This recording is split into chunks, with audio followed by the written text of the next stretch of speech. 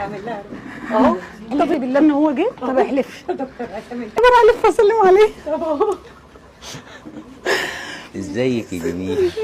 عامله ايه؟ يا دكتور بص صعبه هتموت عشان تشوف. يعني انا ما رضيتش اجي لك لما هي تيجي من السعوديه بسبب انها عشان تيجي تشوفك. بص الوضع حاجه همسك صعبه. نفسي بس واسلم عليك. ازيك؟ لو سمحتوا كوبايه ليمون على طول. لا لا انا هسلم عليك. همسك نفسي بس. طب ايه؟ ازيك؟ عامله ايه؟ ازي حضرتك عامل ايه؟ ايه بس ده من الفرحه ان انا شفتك بس.